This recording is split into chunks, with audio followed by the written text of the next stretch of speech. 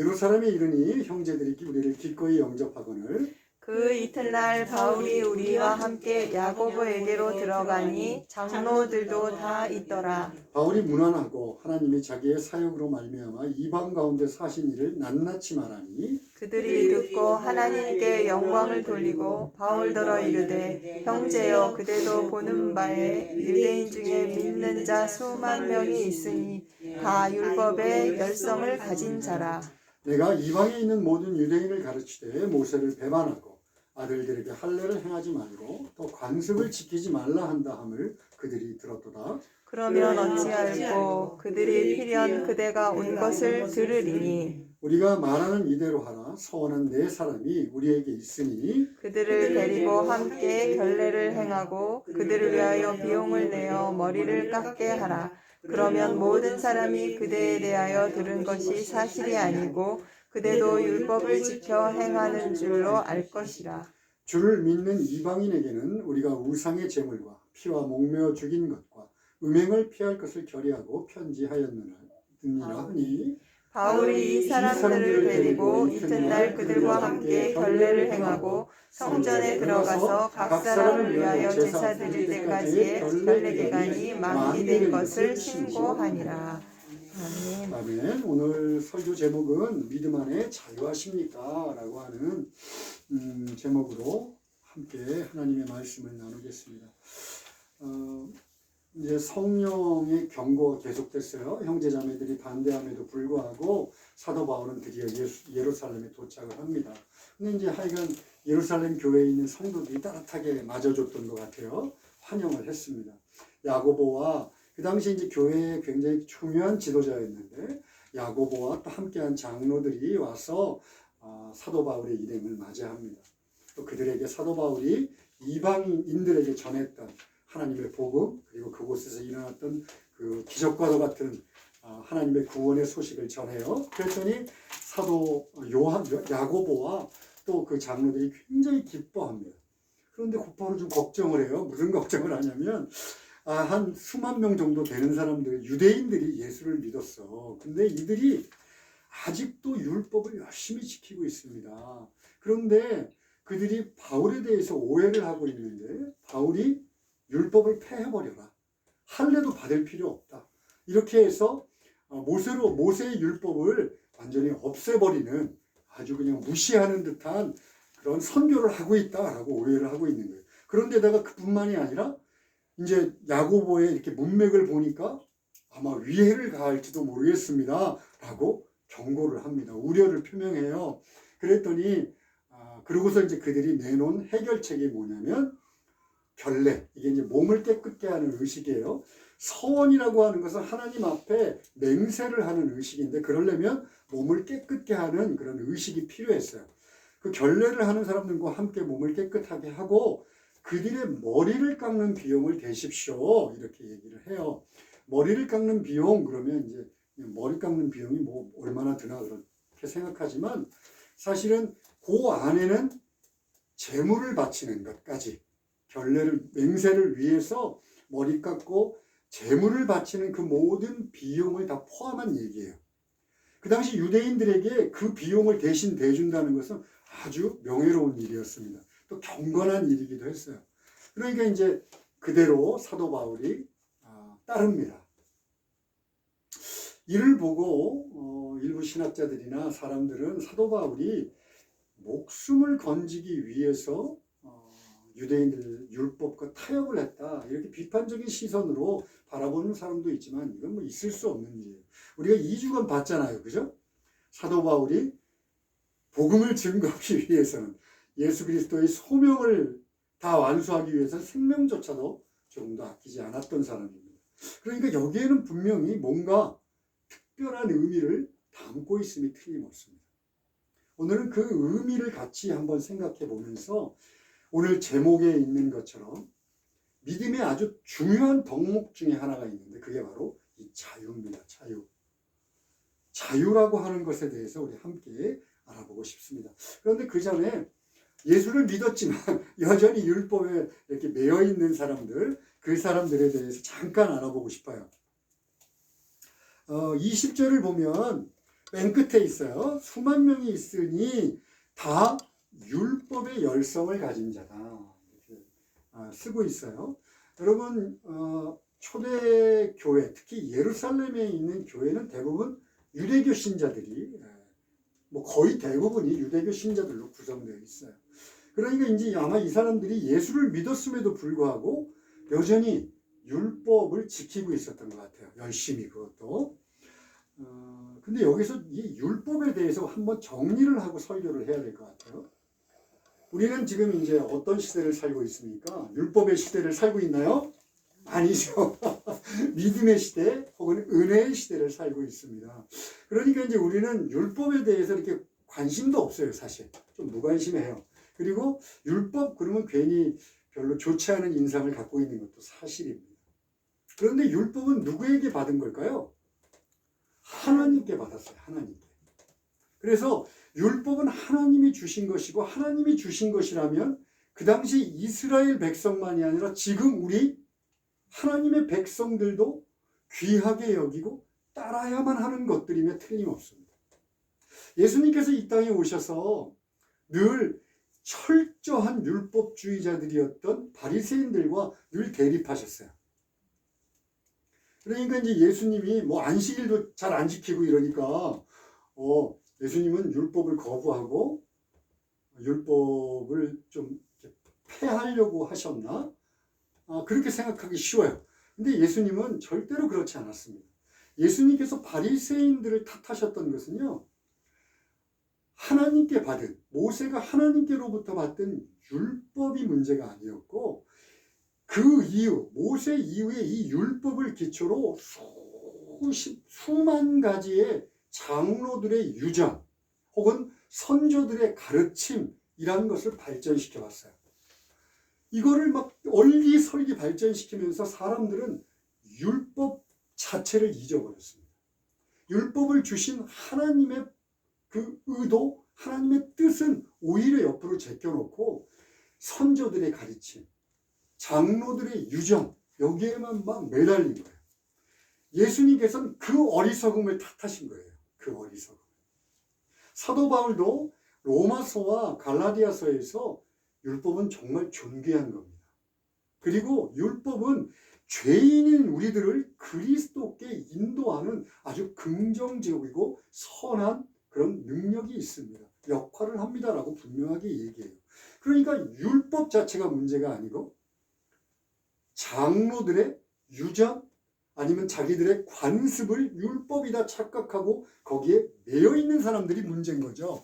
그런데 보세요. 21절 후반절 읽겠습니다. 아들들에게 할례를 행하지 말고 또 뭐를 지키지 말라 그래요? 관습을 지키지 말라 한다 함을 그들이 들었다.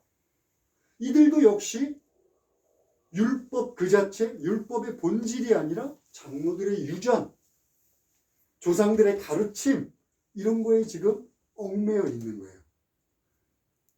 이런 사람들의 특징이 나타나는데 크게 두 가지로 나타납니다. 하나는 진리를 알아보지 못해요. 또 하나는 폭력성을 드러냅니다. 우리 예수님 시대의 바리새인 한번 생각해 보세요. 그들은 자칭 율법의 전문가들, 율법 선생이었습니다. 그런데 율법이 그토록 소망하고 있던 메시아, 참된 메시아 예수 그리스도를 알아봤나요? 못 알아봤나요? 못 알아봐요. 진리에 대해서 무지함을 드러냅니다. 그뿐만이 아니에요. 예수님을 어떻게 했죠? 붙잡아다가 채찍질을 가하고 결국 십자가에 못 박아 죽임으로 자신들의 폭력성을 드러냅니다. 사도 바울도 갈라디아서 1장에서 이렇게 얘기해. 내가 유대교에 열심이었고 조상들의 가르침에 대해서 완전 특심이었다. 그런데 그때 나는 예수를 알지 못했고 그래서 교회를 박해하고 멸하려고 하는 박해자였다라고 고백할 정도예요. 그러니까 이들이 하나님이 주신 말씀 자체에 열심을 지키고 있는 것이 아니라 인간들의 생각을 갖고 있는 거예요. 제가 이들이 얘기를 구원을 받았느냐 구원을 받지 못했느냐를 얘기하고 싶지 않습니다. 그것은 오직 하나님께만 있는 것이고 초대교회에 이루었던 모든 사람이 또 그렇게 아까 야고보가 수만 명이다라고 했지만 그 모든 사람들이 다 어떤 폭력성을 드러냈다고 보기는 어려울 것 같아요.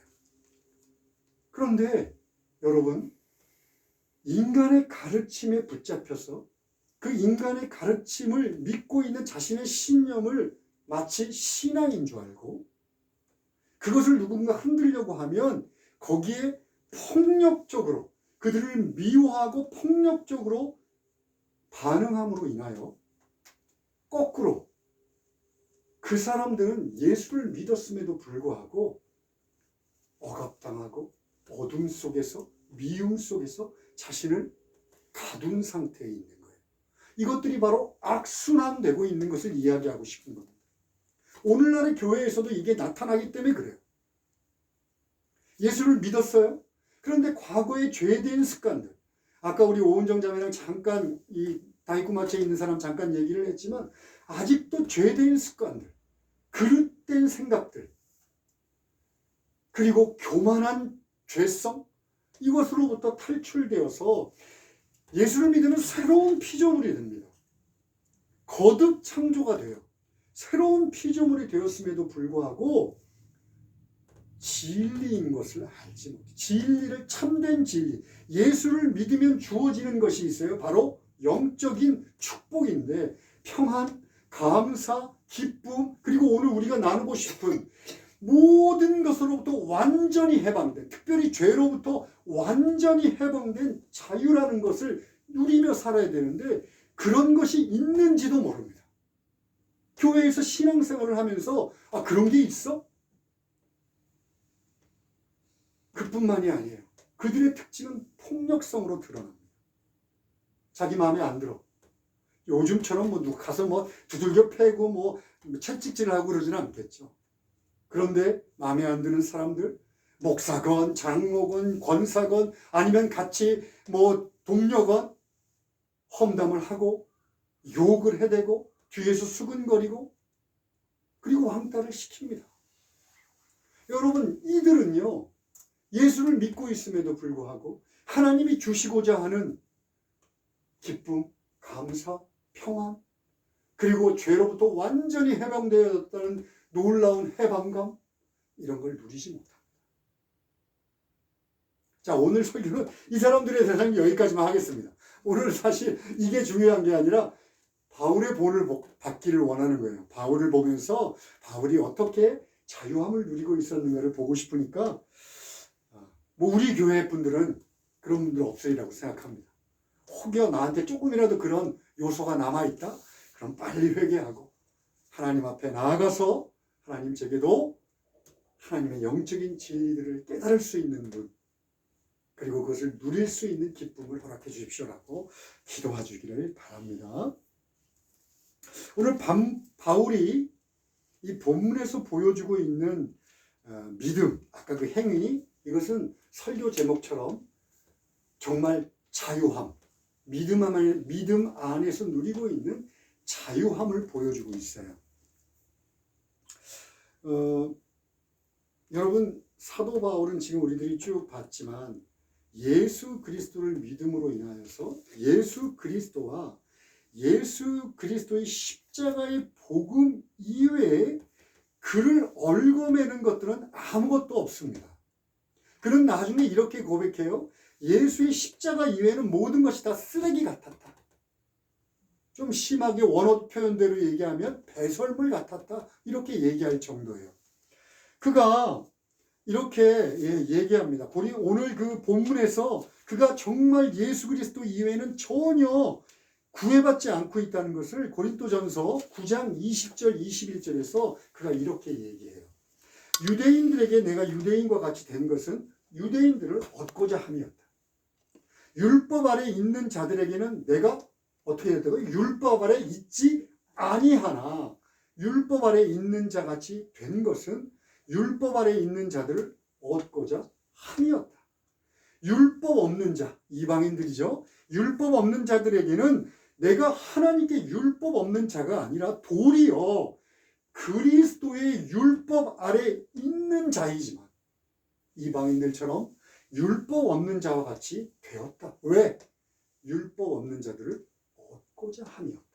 보세요. 예수 그리스도와 십자가의 복음 외에는 그를 얽어맬 수 있는 건 아무것도 없었어요. 그러니까 오늘 담대하게 그래 뭐 할례 행하는 거, 또 가서 너희들이 얘기하는 대로 결례 행하는 거, 결례 비용 대하는 거, 그것을 남들이 뭐라 하든 내겐 문제되지 않아.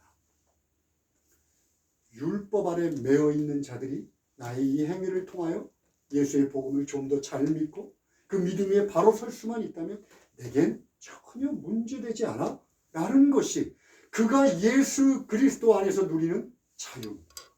그런데 이 자유를 이해하려면요, 자유하구나 이렇게 돼서 곤란해요. 앞으로 제가 얘기하고자 하는 이 세 가지 사실, 진리를 반드시 깨달아야 합니다. 반드시 알아야 합니다. 첫 번째, 진정한 자유라는 것은요, 내 마음대로 자기가 원하는 대로 하는 방종이 아닙니다. 오늘날 매스컴이나 유튜브나 아니면 세상에 흐르는 시대적인 어떤 사상들을 보면 와, 자유가 아마 최고의 가치인 것처럼 얘기를 해요. 더군다나 자유는 야, 네 맘대로 하는 거야. 네가 원하는 대로 하는 게 자유야. 이렇게 막 부추겨요. 그런데 여러분 생각해 보세요. 우리들이 각자가 자기가 원하는 대로 아무런 제약 없이 자기 마음대로 다 한다. 그 세상은 생각하기도 끔찍합니다. 파멸의 길로 치달을 거예요. 자유, 진정한 자유라는 것은요, 어떤 절대적인 가치, 어떤 절대적인 가치를 가지고 그 가치를 위해서 절제할 줄도 알아야 되고 그 가치를 위해서 인내할 줄도 알아야 되는 것이 바로 자유가 자유되게 하는 것이에요. 예를 하나 들어볼까요? 여기 여자분들이 뭐 대부분이시니까 어머니가 아기를 낳아요. 아기를 낳을 때 임신의 과정들, 또 애를 낳고 난 다음 아이를 키우는 과정들, 그 출산의 고통들, 이것들은요 희생을 필요로 합니다. 희생. 근데 이 희생은 어떤 희생이, 뭐 여러 가지 희생이 들어가 있지만 자신의 자유를 포기해야 된다는 희생도 들어가 있어요. 시간의 자유, 자기가 하고 싶은 것들을 포기해야 해요. 그렇다고 이 사랑이라고, 아이를 키우는 사랑이라고 하는 절대 가치를 위해서 자유를 포기했다고 해서 저 엄마들은 자유가 없어 라고 얘기하실 분들이 있나요? 아니죠. 그분은 그 사랑이라고 하는 절대 가치를 위해서 자신의 자유를 절제했고 그리고 희생한 거예요. 이처럼 자유가 자유답기 위해서는 어떤 절대적인 가치에 소속되어야 하고 그것을 바라봐야 하고 그것에 의해서 억제되어야 되는 부분도 틀림없이 있습니다. 그런데 문제가 있어요. 이 세상의 가치라는 것이 결점투성이라는 거예요. 변하기 쉽고 또 왜곡되어 있고 영원하지 않으면 말할 것도 없고 비틀어져 있습니다. 사랑이라는 거, 아까 얘기했던 어머니의 사랑이라는 것도요, 가만히 생각해 보세요. 인간의 욕심이 그 안에 들어가는 순간 그 사랑의 가치는 어떻게 됩니까? 왜곡되고 틀어집니다. 그리고 사랑은요, 마치 영원할 것처럼 생각하지만 우리 인간들이 이 세상에서 누리고 있는 사랑은 변합니다. 정의는 어떤가요? 정의라고 하는 것은요, 많은 사람들이 자기가 갖고 있던 신념을 정의라는 탈을 쓰고 드러내요. 그래갖고 자기의 신념이 바뀌었어. 예전에는 내가 우시아우시했다는 좌파였는데 내가 나이 들고 나니까 우파로 바뀌었어. 그러면 정의의 개념 자체도 바뀌어버립니다. 그만큼 이 세상의 가치는요, 의미가 없어요. 그렇기 때문에 여러분, 이 세상이 인정하든 인정하지 않든 우리가 자유함을 누리는 절대적인 가치는 하나님 말고는 없습니다. 오직 하나님만이 영원에서부터 영원까지 변하지 않아요. 회전하는 그림자도 없습니다. 조금도 부족하거나 불완전하지 않습니다. 완벽하게 완전하신 분은 오직 하나님 한 분밖에 없어요. 그러니까 우리들은 자유를 진정으로 누리기 위해서는 이 세상의 절대적인 가치들이라고 하는 변하기 쉽고 썩어 있고 비틀어진 것에 우리의 자유를 둘 것이 아니라 영원하신 하나님 안에서 자유를 찾고 자유를 누리고자 하지 않으면 안 됩니다. 먼저 이것을 알아야 돼요. 두 번째, 여러분 자유의 반대말은 뭐 같습니까? 자유의 반대말. 응? 구속, 맞아요. 부자유. 이런 것들을 자유의 반대말이라고 생각하는데 하나님은 신앙 안에서 특히 믿음 안에서 누리는 자유의 반대말은 두려움이다.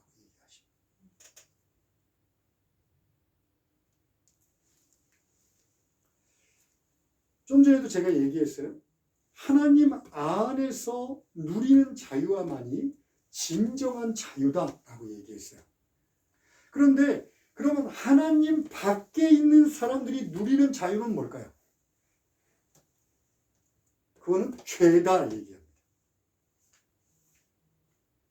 여러분 인정하시나요? 하나님 안에 있는 자들은 의인이다 칭하지만 하나님 밖에 있는 자들은 우리를 죄인이라 칭합니다. 그리고 거기서 멈추는 것이 아니라 죄인된 우리들의 상태를 죄의 노예다라고 얘기합니다. 우리가 마치 자유인인 것처럼 이 세상의 주인인 것처럼 어깨를 펴고 건방을 떨며 살아가지만 우리들의 실상은 죄의 노예이며 이 세상의 공중의 권세를 잡은 사탄에 속해 있는 자들. 이것을 로마서 8장 15절에서는 간단하게 얘기해요. 너희는 무서워하는 노예의 영, 종이라고 되어 있는데 이 둘로스는 노예입니다. 노예. 너희는 무서워하는 노예의 영을 받았다라고 얘기해요. 한마디로 정리합니다. 예수를 믿지 않은 우리들의 상태, 너희는 무서워하는 노예의 영을 받았다. 그럼 무엇을 무서워할까요? 무엇을? 첫 번째는요, 하나님의 심판입니다. 여러분, 하나님의 심판은 우리들이 생각하는 것처럼 그렇게 만만한 것이 아닙니다. 인간들은 누구나 죽음과 죽음 이후의 세계를 고민하며 살아갑니다. 의식하든 의식하지 아니 의식적으로 무시하던 간에 사람들은 죽음 이후에 하나님의 심판을 두려워합니다. 그래서 일부러 그 두려움을 없애기 위해서 더 강하게 반발하는 거예요. 이것은 신학자들의 얘기가 아니라 심리학자들, 사회 인류학자들이 하는 얘기예요. 모든 두려움의 근본은 죽음에 있다. 첫 번째는 죄인이 되어서 하나님 밖에서 하나님 안에 자유를 누리지 못하는 자들이 하나님 밖에서 누리는 것은 하나님 밖에서 경험해야 되는 두려움은 하나님의 불타는 진노입니다. 불타는 진노. 그리고 또한 이 세상을 살면서 그 진노의 실체에 대해서 조금이나마 우리 인간들은 느끼며 살아가요. 여러분, 이 세상에서 행복을 줄 거라고 여기며 우리가 열심히 매달리는 것들이 있어요. 어렸을 때부터 공부도 열심히 하고 또 좋은 직장 가지려고 노력하고 또 막 열심히 사업해서 돈도 많이 벌려고 하고 그 다음에 건강하게 막 살려고 하고 요즘 여성분들 막 수만 가지는 되는 것 같아. 화장품을 가지고선 자신의 좀 늙어 보이는 것을 좀 막아보고 미모를 유지하려고 하고 또 그렇게 사는 삶을 자랑하려고 막 SNS에다가 올려서 인스타그램이나 막 이런 데 올려갖고 자랑하고 그렇게 살아갑니다. 그리고선 잘 살고 있는 것 같아요. 만족하며 살고 있는 것 같습니다. 그런데 그렇지 않아요. 사람들이 그것을 더 드러내고 더 자랑하는 이유는요, 두려움이 있습니다. 두 가지 두려움이라고 생각할 수 있는데 하나는 저런 것이 없으면 나는 불행할 거야. 저 사람들이 갖고 있는 저런 것들이 내게 없기 때문에 나는 불행한 거야. 나는 두려움이 있고요. 그 다음에 잠시 내 손에 쥐어지고 있지만 야, 이것들이 없어져 버리면 어떡하지? 금방 이게 없어져 버리면 어떡하지? 아니야. 이것을 더 유지하기 위해서 나를 닥달해야 돼. 어떤 수단을 써도 내가 이걸 손에 붙잡고 있어야 돼. 이 두려움들을 늘 겪으며 살아요. 왜냐하면 아까도 얘기했지만 이것들은 다 일시적이에요. 변하기 쉽습니다. 그리고 또 스스로 어떨 때는 느껴요. 왜곡되고 허무하다는 것을 압니다. 의미 없다는 것도 알아요. 이것이 진정 내게 행복을 주지 못한다는 것을 체험할 때도 있어요. 그러니까 늘 불안합니다. 늘 안심이 안 됩니다. 두려움 속에 살아가는 거예요. 우리 인생이 이 변화무쌍하고 언젠가는 없어질 것. 여러분 누구나가 한번 반드시 경험해야 되는 것, 종말을 맞이합니다. 이 종말되어져서 사라질 것에 눈을 두고 있는 한 우리들은 이 두려움으로부터 완전히 벗어날 수 없어요. 그러니 다시 한번 강조하지만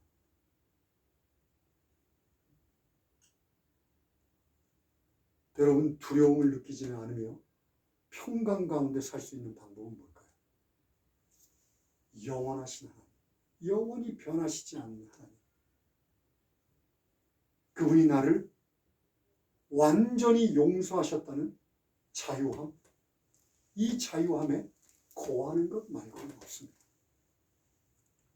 그런데 여러분, 제가 이렇게 강조를 하면 예수 믿으면서 그렇게 자유함 누리면서 살고 있어요.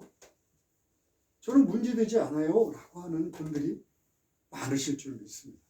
감사하고 기쁜 일입니다. 세 번째 진리를 우리가 꼭 알아야 되는데요. 우리가 스스로 자유롭다 여기며 살 때는 사실 죄의 노예 상태에 매여 사는 겁니다. 그런데 모순되게도 그리스도 안에서 그리스도의 노예 상태로 있을 때 우리에게 자유가 주어집니다. 여러분 꼭 기억하셔야 합니다. 내가 자유야. 나는 주인이야. 나는 생각으로 살아가는 한 그는 늘 죄의 노예 상태로 살 수밖에 없습니다. 그런데 내가 그리스도의 종이야. 그리스도의 노예된 자야. 라고 깨닫고 그렇게 살아가는 사람에게는 하나님이 예비하신 참 자유가 주어집니다. 모순처럼 들리겠지만 이게 하나님의 방법이에요. 하나님의 방법.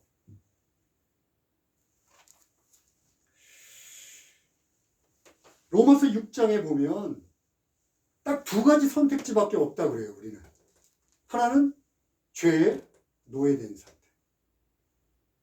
하나는 하나님 안에서 의의 노예된 상태.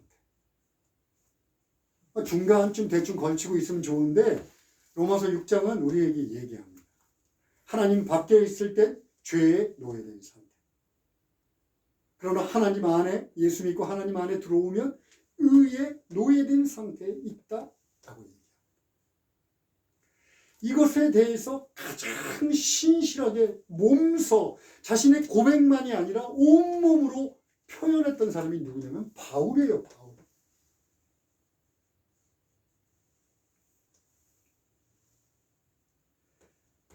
죄에 우리가 예수 그리스도의 노예가 되었다는 상태는 바로 이겁니다. 여러분 노예가 어떻게 되냐면 돈을 주고 사야 되잖아요. 그렇죠? 노예는 예수 그리스도가 십자가의 보혈로 우리를 사셨어요.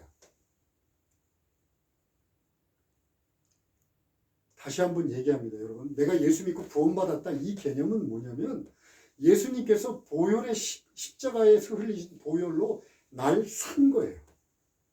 그래서 내가 이제 예수님의 소유물이 되었습니다. 이것을 뭐 좋게 이야기하면 예수님께 속했다라고 얘기할 수 있지만 예수님의 소유물, 둘로스 노예가 되었다는 뜻이에요. 이게 왜 중요하냐면, 그렇다면 이 노예에게 자유를 줄 수 있는 사람은 누구밖에 없습니까? 주인밖에 없어요. 그런데 이 주인이 누구냐면 요한복음 8장 32절을 먼저 보겠습니다. 진리를 알지니 진리가 너희를 자유롭게 하려. 이 말은 우리가 참 익숙합니다. 진리, 여기서 이 진리는 하나님의 말씀이기도 하고 예수님의 말씀이기도 하지만 무엇보다 중요한 것이 그 다음 36절이에요. 그러므로 아들이 너희를 자유롭게 하면 너희가 참으로 자유롭게. 여러분, 순서를 기억해야 합니다. 먼저 우리가 아들 되신 예수 그리스도의 노예가 되는 상태, 이것이 먼저이고, 그리고 그 다음에 그 아들이 우리를 자유롭게 하는 것. 그런데 이것을 착각해버려요. 예수 그리스도를 믿고 교회에서 신앙생활을 한다고 하면서도 나는 자유로워. 나는 주인이야. 라는 생각으로 신앙생활을 하고 자유를 누리고 있다면 여러분, 그것은 예수님께서 온 자유가 됩니다. 그러니까 그 자유로운 사람들이 나가서 어떻게 하는 줄 아세요? 아, 난 죄져도 용서받을 수 있어. 나는 내 마음대로 살아도 돼. 세상 사람들보다 더 못하게 정말 자유로운 삶을 삽니다. 그러나 우리들이 누리는 자유, 그리스도 예수를 통해서 하나님의 안에 누리는 자유는 오직 그리스도 예수가 우리에게 주실 때만이 이루어지는 자유입니다. 이 말을 다르게 얘기하면 이렇게 얘기할 수 있어요. 고린도후서 3장 17절인데요. 주는 영이시니 주의 영이 계신 곳에는 자유가 있느니라. 주의 영, 우리가 잘 아는 성령입니다. 성령이 계신 곳에는 우리가 자유가 있대요. 뭐 당연한 얘기입니다. 하나님의 말씀을 통해서 하나님 성령을 열심히 간구하고 예수를 믿고 성령의 세례를 받고 또 간구해서 성령의 충만을 받는 순간 우리는 하나님의 말씀과 또 그리스도 예수께서 나를 자유케 하신다는 것을 체험합니다. 그것이 진리됨을 압니다. 오직 성령이 충만할 때만이 내가 참된 자유함을 누릴 수 있어요.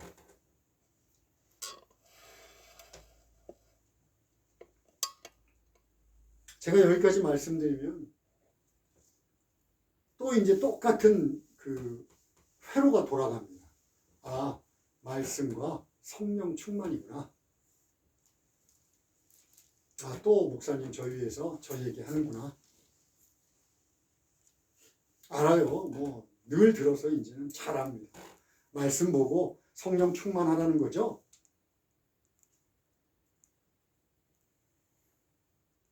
여러분 정말 알고 계십니까?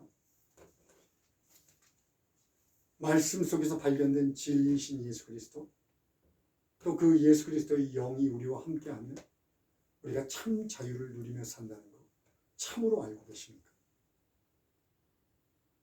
성경에서 안다는 것은요, 지식으로 아는 것이 아니라 경험한다는 뜻입니다. 여러분 경험하고 계십니까?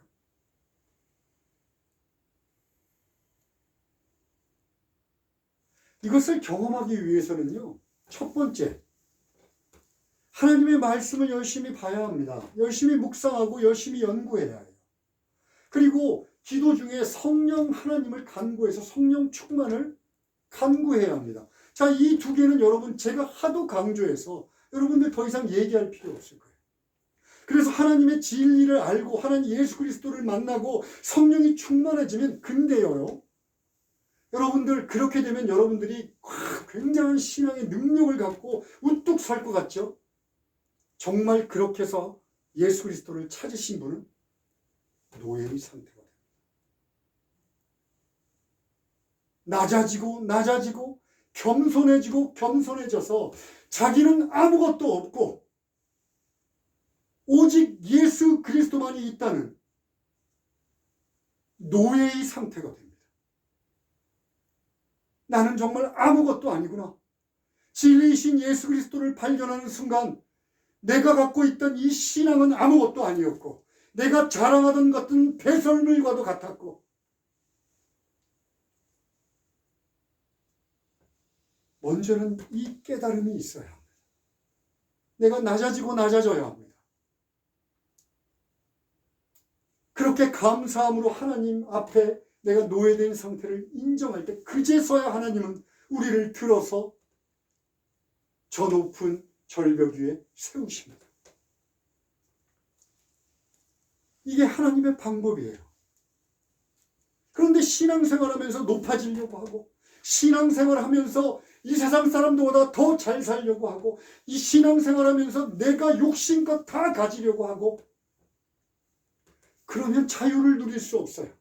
이 세상에 헛되이 흘러가는 것들, 아무것도 아닌 것들, 곧 있으면 사라질 것들을 그냥 집착하면서 거기에 매달려서 없어지면 어떡하지? 이렇게 근심하고 저렇게 살 수밖에 없습니다. 예수를 믿어. 다시 한번 얘기하지만 구원을 받느냐, 구원을 받지 않느냐의 문제를 얘기하는 것이 아닙니다.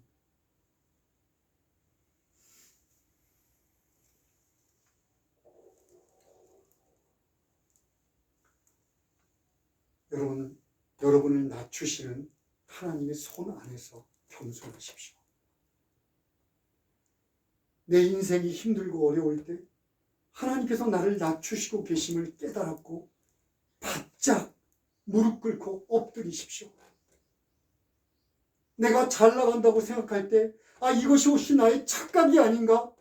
하나님 앞에 물어보고 하나님 앞에 무릎 꿇고 납작 엎드리셔야 합니다. 이것이 여러분들을 참된 자유, 믿음 안에 참된 자유로 이끕니다. 기도하시겠습니다.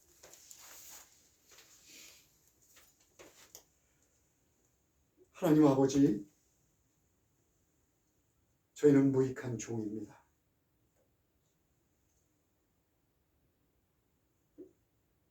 아버지, 정말 무익한 종입니다.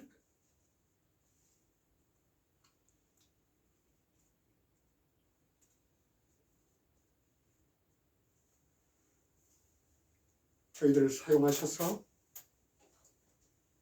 하나님의 나라를 꿈꾸게 하시고 죽어가는 자들에게 복음을 증거하게 하시고 참으로 참된 자유함을 누리는 자처럼 그렇게 당당하게 살아갈 수 있도록 성령을 부어 주시옵소서. 예수님의 이름으로 기도합니다. 아멘. 아멘.